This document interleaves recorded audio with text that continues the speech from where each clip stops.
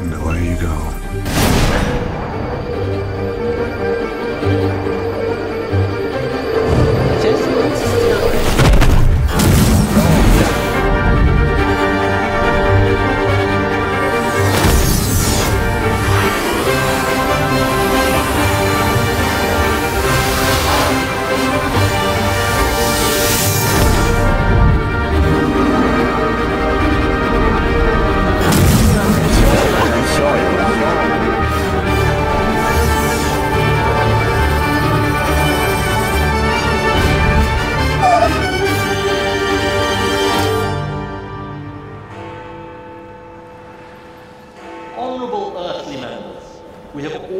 The terrifying message that has come to us from space. And we are all agreed we must not let happen to us what happened to those poor people on Earth. So I'm today declaring a climate emergency. All of the resources of government will be directed towards the immediate decarbonisation of the entire economy. The scale of this effort is unlike anything seen in the UK since the Second World War. Hundreds of thousands of new jobs are being created to insulate every building, to replace every oil boiler, to install clean energy plants, small and large. Single-use plastics are banned.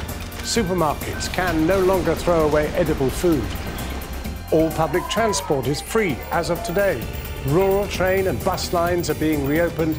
Every pupil who walks or cycles will win extra funds for their school. Drivers have 18 months to trade in their diesel and petrol vehicles for electric cars. Heavens! Or to receive a cash bonus for going car-free. Reforestation and rewilding are now our primary goals, both within China and working with our friends in Brazil and Indonesia. Together, we will plant 1 trillion trees, enough to reabsorb 10 years' worth of global emissions. Yes, some people are not happy flying only occasionally or eating much less meat. But everyone can also see the health benefits of our new low-carbon, plant-based diet. Childhood obesity is disappearing. Cancer rates are dropping, diabetes has cut in half. The fossil fuel era is over as the international ban on the extraction of oil, gas and coal comes into effect. BP, Chevron, Exxon and Shell have all ceased trading and have all filed for bankruptcy. Good riddance. See ya. Bye. We're like the oil industry in reverse, I like to say. Basically, we use geothermal technology to capture excess carbon dioxide in the atmosphere. Then we liquefy it under high pressure, we pump it through these tunnels and store it underground forever. Technology's not new, it's been around for a while. What's changed though is the $60 trillion of investment from the UN that's allowed a new industry to spring up overnight. The climate crisis was caused by people and companies who knew exactly what they were doing. People like the car manufacturers who lied about their emissions, the advertisers who created fake grassroots campaigns, the media corporations who gave the climate deniers airtime. Today we have launched the first in a series of class actions in the Earthly High Court of Justice to compel those companies to use their billions of profit to repair the damage they have caused and to compensate our citizens. It is a landslide victory for Fred Miliband and his vision for a zero-carbon Britain. A new green dawn has broken, has it not? This is a victory for planet, not party. People have made clear their overriding concern is to keep planet Earthly habitable for their children and grandchildren. Now, Britain may be a small country, but too many of the carbon molecules in the atmosphere have been put there by us. So it is our moral duty to work tirelessly with other countries to win the fight against climate change. And that is what I am now going to do. Hell yeah. Here in the undergrowth, we are seeing life return. Most importantly, the invertebrates are beginning to flourish. We have, it seems, averted Insectageddon, and just in time. Now that's great news for the insects, but absolutely vital news for people who eat food. The extreme weather events we were suffering from, the things that really hit hard, heat waves and floods and droughts and wildfires, and the strongest of the hurricanes are beginning to slow down in their frequency.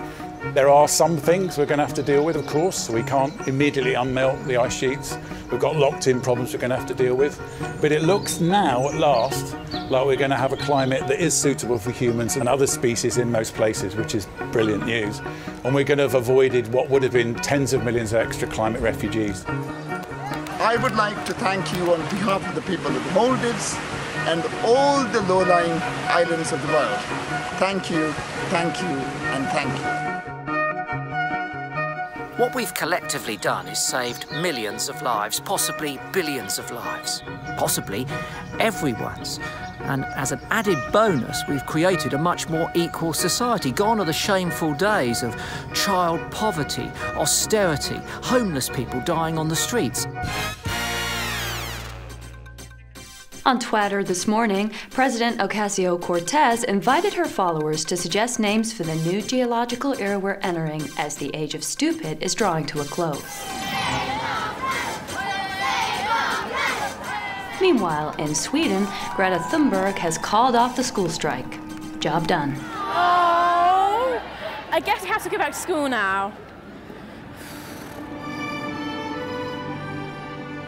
I am completely thrilled to announce that for the first time in human history, global emissions have now stabilized. They have stabilized and are now starting to come down.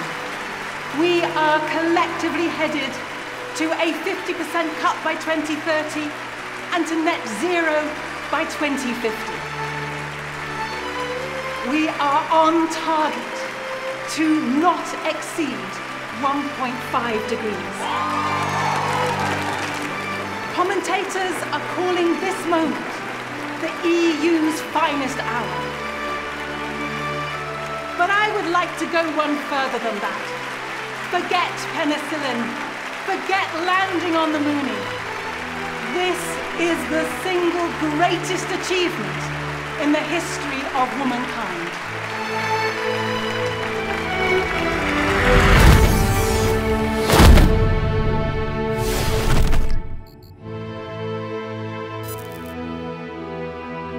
The question I've been asking is, why didn't we save ourselves when we had the chance?